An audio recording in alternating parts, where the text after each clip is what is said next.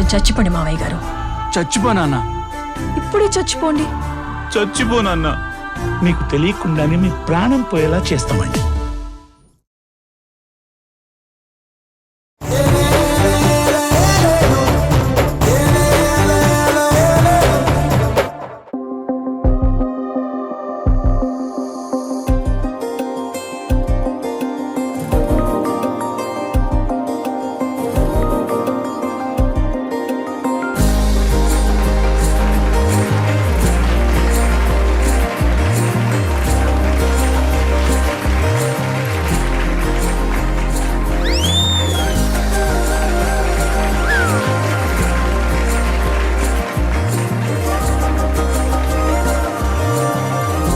Welcome back sir.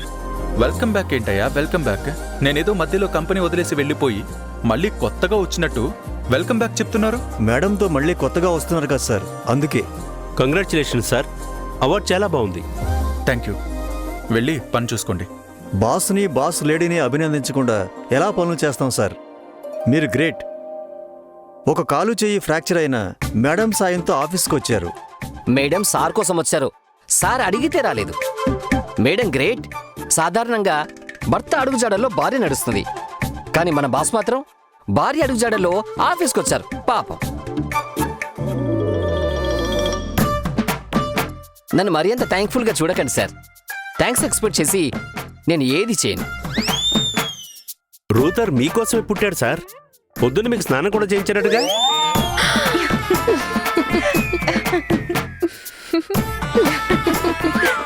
రూతర్ గారు మీరు great sir. మీరందరూ గ్రేటే. దయచేసి టైం వేస్ట్ చేయకుండా వెళ్ళి పనులు చూసుకోండి. ప్లీజ్ వెళ్ళండి. Okay sir. Wish you speedy recovery. Thank you. అంత తొందరగా రికవర్ అవ్వాల్సిన పని లేదు. చూసుకోవడానికి మేడం గారు తోడున్నారు. నీ పీక కొరికేస్తాను. రాక్షసుడని ప్రూవ్ చేసుకుంటున్నారు చూడండి.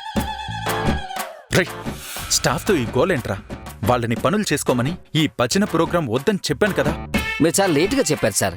నేను ఇంట్లో బయలుదేరేటప్పుడే స్టాఫ్కి ఫోన్ చేసి మేడంతో కలిసి మీరు వస్తున్నారని చెప్పేస్తా. Damn it. స్నానం చేయించిన విషయం ఎందుకు చెప్పావురా? నా పరువు తీయడానికా? మీ పరువు తీయడానికి కాదు సార్, నా గొప్పతనం చాటుకోవడానికి. మీరు ఎలాగో నా సేవలు గుర్తించారు, నేనైనా నా గురించి పబ్లిసిటీ చేసుకోవాలిగా. ఇడియట్. Thank you sir. తిడుతుంటే మళ్ళీ థ్యాంక్స్ అంటావేంట్రా? ఈడేట్ అంటే మాస్ మహారాజాతో పోల్చినట్టే కదా సార్. అలాగే అమ్మా నాన్నలతో ఉండి ఓ తమిళమ్మాయి చూసి పెళ్లి చేసేయండి సార్. చేస్తాన్రా. నేను కాస్త కోలుకొని నీ పెళ్లి ఖచ్చితంగా చేస్తా. అమ్మ మధు మీ ముందే పెళ్లి చేస్తానని మాటిచ్చాడు. మీరే సాక్ష్యం. అయ్యో అన్నయ్య, ఆయన మిమ్మల్ని బెదిరిస్తున్నారు. చూసావమ్మా, ఆ మాత్రం అర్థం చేసుకోలేని స్వాతి ముచ్చాన్ని నేను. నాకు పెళ్లి చేయకుండా ఎలా ఏడిపిస్తున్నాడు చూడండి. అవునన్నయ్య, పాపం. దయచేసి ఈ మాట్లాపి నన్ను నా రూమ్కి తీసుకెళ్ళండి. ఇంతసేపు మాట్లాడింది మీరే, నేను కాదు. పదండి.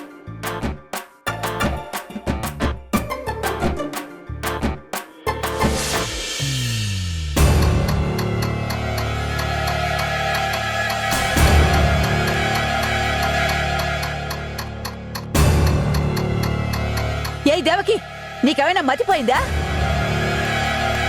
ఎవరి మీద కోపమో నీ వేళ్ల మీద చూపిస్తే నీ వేళ్లు తెగిపోతాయి గాని నీ కోపం తగ్గుతుందా చెప్పు? ఎందుకే ఇలా చేస్తున్నావు? నిన్ను చూస్తుంటే భయంగా ఉంది. నన్నేం చేస్తావోనని కాదు, నువ్వేమైపోతావోనని. ఇన్నేళ్లు నేను డబ్బును ప్రేమించినంతగా, నన్ను నేను ప్రేమించుకున్నంతగా ఎవ్వరినీ ప్రేమించలేదు. కానీ లైఫ్లో ఫస్ట్ టైం నా మీద నాకు అసహ్యం వేస్తోందమ్మా. దేవకి, మాయల పకీరు ప్రాణం చిలకలో ఉన్నట్టు నందు ఆలోచనలు ఆశయాలతో పాటు వాడి జీవితం కూడా నా గుప్పెట్లో ఉండేది. కానీ ఏ రోజైతే ఆ అమ్మాయిని పెళ్లి చేసుకుని తన చెయ్యి పట్టుకున్నాడో ఆ రోజే వాడు నా చెయ్యి జారిపోయాడు. ఏ క్షణంలో అయితే ఆ అమ్మాయితో 7 అడుగులు వేశాడో ఆ క్షణమే నేను నడక నేర్పించిన కాళ్ళు ఆ అమ్మాయి వెంట వెళ్ళిపోయాయి. ఇప్పుడు వాడి జీవితం, వాడి ఆలోచనలు ఈ అమ్మ గుప్పెట్లో నుండి ఆ అమ్మాయి గుప్పెట్లోకి వెళ్ళిపోయినట్టు అనిపిస్తుంది. ఏం చేస్తాం దేవకి, అందరికీ అన్ని వేళలా టైం ఒకేలా ఉండదు కదా. ఇప్పుడు మనకి గడ్డు కాలం నడుస్తోంది అనుకోవాలంతే. కాలం ఎప్పుడో మన గుప్పెట్లో ఉండాలి తప్ప మనం కాలం గుప్పెట్లో ఉండకూడదమ్మా. కాలం చెప్పినట్టు మనం పరిగెత్తామంటే ఆ క్షణమే మనం ఓడిపోయినట్టు లెక్క. మనం ఏం చేసినా కాలాన్ని ఎదిరించే చెయ్యాలి. కానీ ఇప్పుడు మాత్రం ఏం చెయ్యాలో పాలుపోవట్లేదు. ఏం చేస్తావులే దేవకి, ఏదో ఒకటి చేసేద్దామని నువ్వేదో ప్లాన్ చేస్తావు. కానీ అది ఆ పిల్లకి అనుకూలంగా నీకు విరుద్ధంగా మారిపోతుంది. దానికి తోడు మీ ఆయన కూడా నీకు తెలియకుండానే వాళ్ళకు అనుకూలంగా ఏదో ఒకటి ప్లాన్ చేస్తున్నారు. అందువల్లే ఈ విపరీతం. అసలు ఈ విపరీతానికి అసలైన కారణం నా బుర్ర తక్కువ కొడుకున్నాడు కదా, వాడే. మీ ఆయన అక్కడ వాళ్ళకి శోభనం ఏర్పాట్లు చేస్తే వాళ్ళిద్దరూ ఎక్కడ ఒకటైపోతారోనని ఏదో ఒకటి చేసి వాళ్ళని వెంటనే హైదరాబాద్కి తిరిగొచ్చేలా చెయ్యరా అని ఆ బుర్ర తక్కువ వెధవకి చెప్పావు. వాడేం చేయాలో కూడా నువ్వే ప్లాన్ చేసి చెప్పుంటే వాడదే చేసుండేవాడు. పరిస్థితి ఇంతదాకా వచ్చుండేదే కాదు. కోతి చేతికి కొబ్బరి చిప్పిచ్చినట్టు ఏదో ఒకటి చేయమని వాడికి స్వేచ్ఛనిచ్చేసరికి ఆ బుర్ర తక్కువ వెధవా నీ కొడుకు కాలు చెయ్యి వెరకొట్టి తీసుకొచ్చాడు. మళ్ళీ ఇక్కడ కూడా నీ ప్లాన్ ఆ పిల్లకి అనుకూలంగానే మారిపోయింది. వాడికి కాలు చెయ్యి విరిగాయన్న కారణంతో తగుదునమ్మా అని వాడికి తోడుంటానని ఆఫీస్కి బయలుదేరిపోయింది. అసలు నీ చిన్న కొడుకు సరిగ్గా ఉండుంటే ఈ గండాన్ని కూడా తప్పించుకుని ఉండొచ్చు. అసలేంటే వాడు, నువ్వు నా కడుపుని ఎలా పుట్టావు? నా బుద్ధికి బుర్రకి తగ్గట్టు, నా నోట్లో నుంచి ఊడిపడ్డట్టు అచ్చం నాలాగే పుట్టావు కదా. ఆఖరికి నీ కూతురు కూడా మన బుద్ధికి తగ్గట్టే పుట్టింది. వాడొక్కడే నీ కడుపున చెడబుట్టాడు. అవునులే, అల్లుడు బుద్ధులు వచ్చుంటాయి. వాడే గనక నీ మాట విని వాళ్ళన్నకి తోడుగా ఆఫీస్కి వెళ్ళుంటే ఇప్పుడు ఈ తంట వచ్చుండేదే కాదు కదా. వాడు ఆఫీస్కి వెళ్ళుంటే వాణ్ణి మెల్లమెల్లగా వ్యాపారాలన్నింటికీ బాసుని చేసి వీణ్ణేదో తూతూ మంత్రంగా బాసులోంటోడుగా పెట్టుకుని నువ్వు అనుకున్నట్టే చక్రం తిప్పుండొచ్చు. అప్పుడు నువ్వు కోరుకున్న పేరు ప్రతిష్టలన్నీ నీ కొడుక్కి దక్కుండేవి. కాని వాడు ఆఫీస్కి వెళ్ళలేదే. ఈ వెధవని ఎలా దారిలో పెట్టాలో తెలియడం లేదు. నా బాధ కూడా అదేనమ్మా. ఈ ఒక్క సంఘటన జరగకుండా ఉండుంటే పరిస్థితి వేరుగా ఉండేది. మామూలుగా అయితే రోజులో సగం రోజు, అంటే వాడు ఉదయం ఆఫీస్కి బయలుదేరినప్పటి నుంచి తిరిగి సాయంత్రం ఇంటికి వచ్చే వరకు వాడి మొహం చూసే అవకాశం కూడా ఆ మధుకుండేది కాదు. కానీ ఇప్పుడు అలా కాదు. డే అండ్ నైట్ వాడితోనే ఉంటుంది. ఎప్పుడైతే అది వాడికి అవార్డు వచ్చినప్పుడు వాడికి మనకి చెప్పకుండా సెలబ్రేట్ చేసి సర్ప్రైజ్ ఇచ్చిందో ఆ నిమిషం నుండే వాడి చూపులు, వాడి మాట తీరు మారాయి. వాడికి తెలియకుండానే ఆ పిల్ల మాయలో పడిపోయాడు. ఇప్పుడు ఆ పిల్ల మాయ నుండి ఎలా బయటికి తీసుకురావాలో, తిరిగి నా గుప్పెట్లో ఎలా బంధించాలో నాకు అర్థం కావడం లేదు.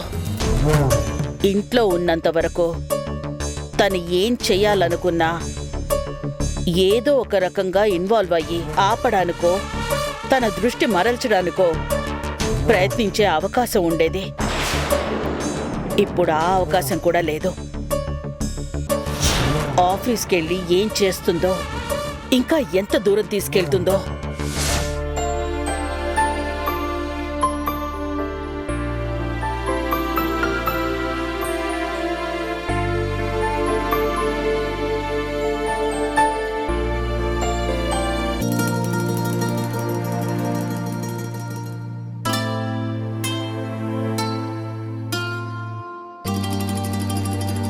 ల్యాప్టాప్ చూస్తూ అంతే ఇరిటేట్ అవుతున్నారేంటి?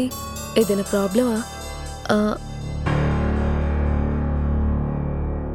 వద్దులే, అనవసరంగా ఏ ప్రశ్నలు అడగకూడదు.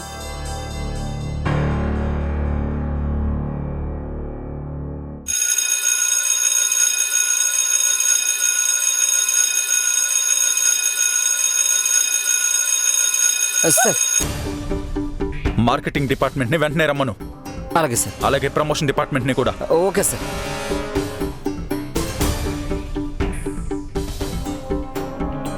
ఈ బిజినెస్ మ్యాన్ ఇలా సీరియస్గా ఉండి ఉండి అలవాటైపోవడం వల్లనేమో బయట కూడా అలానే సీరియస్గా ఉంటారు.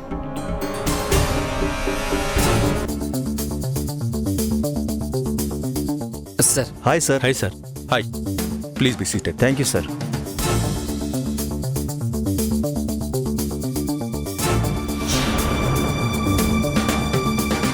నేనెందుకు పిలిచానో ఐడియా ఉందా?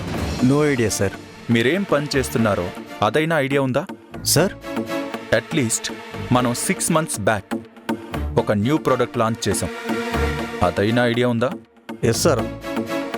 ఏ ప్రోడక్ట్ అది? Cooker sir. గుడ్. దాని మార్కెటింగ్ స్ట్రాటజీ ఏంటి? లాంచ్ అయి 6 months అయినా నో గ్రోత్. మార్కెట్లో మనం లాంచ్ చేసిన ప్రోడక్టే లీస్ట్లో ఉంది తెలుసా? సార్ మార్కెట్లో ఆల్రెడీ పాపులర్ బ్రాండ్ కుక్కర్స్ ఉన్నాయి సార్. మనకు కొంత టైం పడుతుంది. డెఫినెట్గా నెంబర్ 1 పొజిషన్లోకి వస్తాం సార్. ఎలా వస్తాం? వస్తాం సార్. రెస్పెక్టబుల్ పొజిషన్లో ఉన్నారని చాలా రెస్పెక్టబుల్గా ట్రీట్ చేస్తున్నాను. మార్కెట్ డే బై డే పడిపోతుందని మీ స్టాటిస్టిక్సే చూపిస్తున్నాయి. ఏం చేద్దామని మీ ఐడియా? ప్రమోషన్ సర్లే సార్, ప్రమోషన్ బాగా చేస్తే పికప్ అవుతాం. ఓ సార్ మాట్లాడరే. సార్ మనం బాగానే ప్రమోట్ చేసాం సార్. ఎవరైనా సెలబ్రిటీతో చేయిస్తే ఇంకా బాగుంటుంది సార్. ఇప్పటి వరకు మన గ్రూప్ ఆఫ్ కంపెనీస్లో ఏ ప్రోడక్ట్కి సెలబ్రిటీని నమ్మి చేయలేదు. ప్రోడక్ట్ క్వాలిటీయే వర్క్ అయింది. మీరసలు ప్రోడక్ట్ని జనంలోకి సరిగా తీసుకువెళ్ళలేదు. మన ప్రోడక్ట్ కొనాలని వాళ్ళకు కూడా అనిపించలేదు. That is the problem. Sir idea, మన ప్రోడక్ట్ డిజైన్ మారిస్తే అట్రాక్టివ్గా ఉంటుంది సార్. కొత్త డిజైన్ అనుకుంటారు. ఎలా? సార్ కుక్కర్ రౌండ్ షేప్లో ఉంటుంది కదా, ట్రయాంగిల్ చేద్దాం సార్.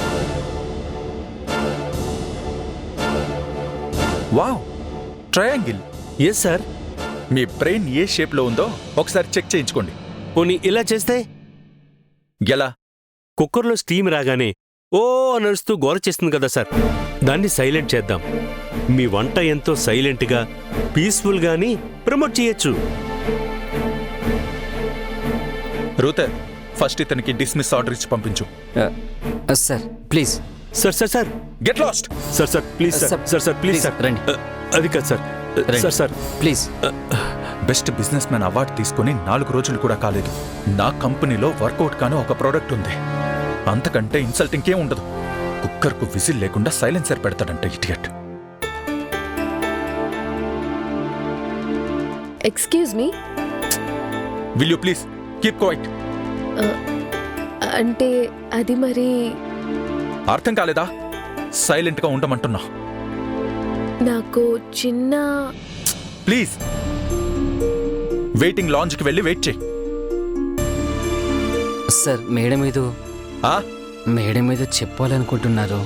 ఏంటి? ప్రోడక్ట్ యూనిక్నెస్ ఎప్పుడు కస్టమర్ని అట్రాక్ట్ చేస్తుంది. ఒక్కసారి కొని చూద్దామనే కోరిక కలిగిస్తుంది. కుక్కర్కి యూనిక్నెస్ ఏంటి? క్వాలిటీ తప్ప. అలా కాదు, ఇందాకతను కుక్కర్ విజిల్ సౌండ్ రాకుండా సైలెన్సర్ చేద్దామన్నారు కదా. విజిల్ లేకుండా సైలెన్సర్ పెడదామంటావా? నవ్వుతారు. కుక్కర్ కాన్సెప్టే విజిల్. Yes exactly. మనకి తెలిసినప్పటి నుంచి మనం కుక్కర్ విజిల్ సౌండ్ ఒకే రకంగా వింటున్నాం. అవును, ఇలా వస్తుంది సార్. అదే తరతరాలుగా మారని ఆ విజిల్ సౌండ్ డిజైన్ మారిస్తే? వాట్? Come again. ఎన్నో తరాలుగా మారని ఆ విజిల్ సౌండ్ డిజైన్ మారుద్దాం అంటున్నా. విజిల్ సౌండ్ రావడానికి ఉన్న ఒక్క హోల్ కి బదులుగా మ్యూజికల్ సౌండ్ వచ్చేలాగా, ఓ ట్యూన్ వినపడేలా ఎక్కువ రంధ్రాల్లో విజిల్ ని డిజైన్ చేసి డెవలప్ చేస్తే పాట పాడుతున్నట్టు ఆ ట్యూనే అందరినీ అట్రాక్ట్ చేస్తుంది. One and only unique product గా అందరి దృష్టిని ఆకర్షించి అందరినీ కొనేలా చేస్తుంది. ఆ ట్యూన్ మన ప్రమోషన్ ట్యూన్ లాగా ఉంటుంది. ఈ విజిల్ డిజైన్ ని పేటెంట్ రైట్స్ తీసుకుంటే ఇంకెవ్వరూ వాడడానికి ఉండదు. మార్కెట్లో మన ప్రోడక్ట్ యూనిక్ గా ఉంటుంది.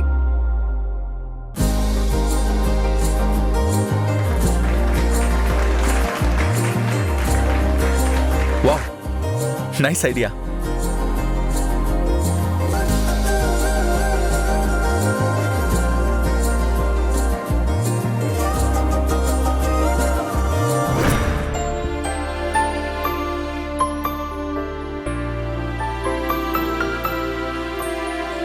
ఫోన్ చేస్తుంటే తీదేంటి?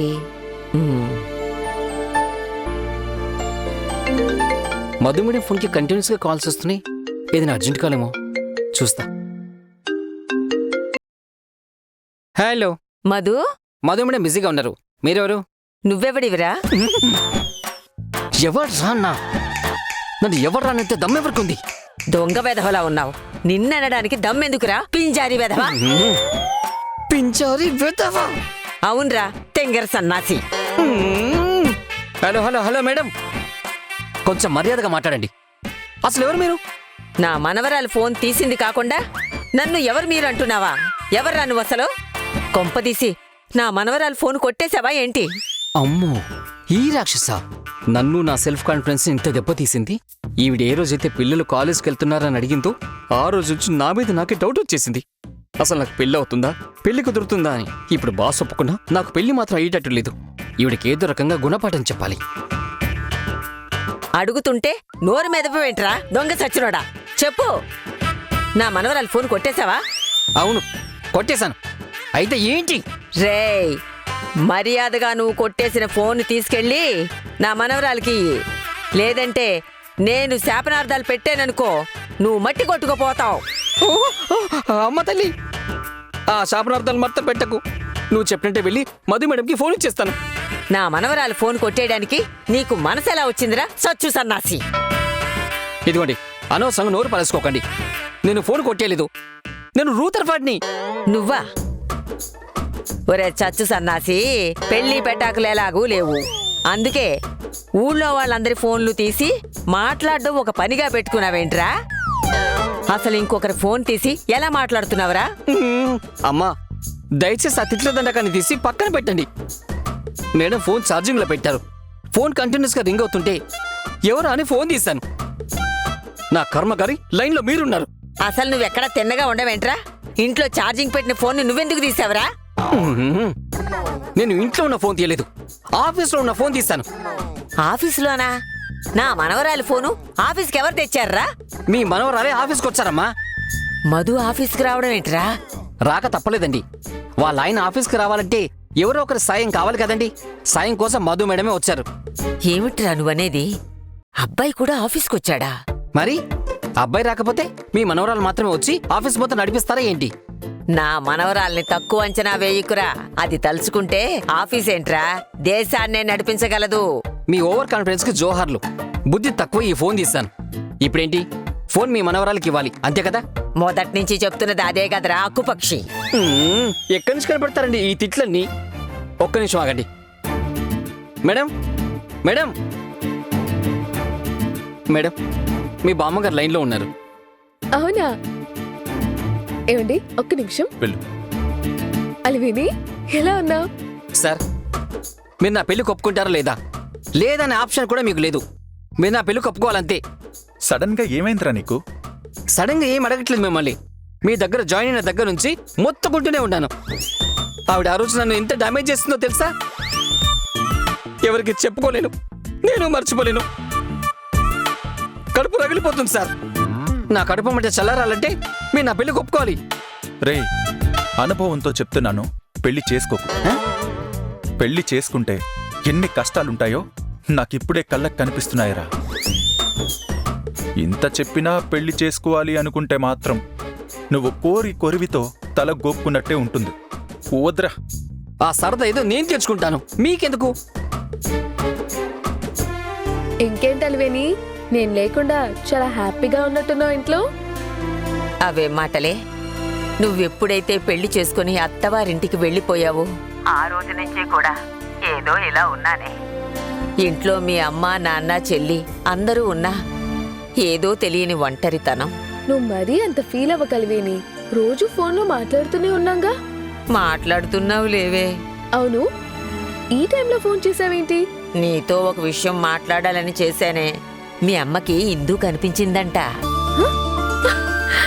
ఏంటి, అక్క కనిపించిందా? ఎలా ఉందంట? ఎక్కడుందంట? ఏమనింది? ఎలా ఉంటుంది? అమ్మా నాన్నల్ని అయిన వాళ్ళందర్నీ మోసం చేసి వెళ్ళిపోయి పెళ్లి చేసుకుంది. ఇలా చేశానని దానికి ఒక బాధ ఉంటుంది కదే. మొహం చెల్లక ఆ పిల్ల ఇటువైపు కూడా రావడం లేదు. అనుకోకుండా ఈ రోజు మీ అమ్మ గుడికి వెళ్ళి వస్తుంటే ఆ దేవుడే కరుణించాడో ఏమో, తిరిగి వచ్చే దారిలోనే ఇందు కనిపించిందట. ఇంటికి రాగానే ఆ విషయాన్ని మీ నాన్నకు చెప్పింది. నాన్నేమన్నారల్వేని? చెప్పాలా మీ నాన్న సంగతి? ఒక మనిషిని ప్రేమించాడు అంటే ఆ మనిషి కోసం ప్రాణమైనా ఇచ్చేస్తాడు. ఒక మనిషి తప్పు చేశాడు అంటే ప్రాణం పోయినా క్షమించడు. వాడికి అదొక మొండితనం. ఆ పిల్లని క్షమించేయచ్చు కదా అని మీ అమ్మ అడిగితే మీ నాన్న కోపగించుకుని ఏదేదో మాట్లాడాడు. అప్పటినుంచి మీ అమ్మ తిండి నీళ్లు మానేసి దిగులుతో కూర్చుంది. కనీసం నువ్వైనా చెప్పవే మీ అమ్మకి? అమ్మకి ఫోన్ ఇవ్వు ఒకసారి. లైన్లో ఉండు. ఇదిగో రమణి, మధు మాట్లాడుతుందట. మధు, అక్కను చూసావంట? చూశాను, కానీ ఎందుకు చూశానా అని ఇప్పుడు బాధపడుతున్నాను. అమ్మా, పెళ్ళైన రోజు నుంచి అక్క కోసం ప్రయత్నిస్తూనే ఉన్నాను, కాని కనపడలేదు. అదృష్టవశాత్తు నీకు కనిపిస్తే అంత మాట అన్నావేంటమ్మా? మరేం చేయమంటావే? దాన్ని చూసినప్పటి నుంచి నా గుండె తరుక్కుపోతుంది. అది ఓవైపు చాలా కుమిలిపోతుంది. మన కంపెనీలో 6 months బ్యాక్ ఒక న్యూ ప్రోడక్ట్ ని లాంచ్ చేసాం దేవ్కి. సేల్స్ లేక ఆల్మోస్ట్ అంతా లాస్ అయిపోయాం. అప్పుడక్కడే ఉన్న మన కోడలు చాలా సింపుల్ గా తెలివిగా ఆ ప్రాబ్లంకి ఒక సొల్యూషన్ చెప్పిందంట. దేవుడు చూడు, ఈ ఇంటికి మంచి కోడలతో పాటు బిజినెస్ లో వాడికి తోడుగా నిలబడగలిగే అమ్మాయిని పంపించాడు. అది ఆఫీసులో అంత పెద్ద బిజినెస్ వ్యవహారాన్ని చక్కబెట్టి అక్కడ కూడా పాగా వేసింది.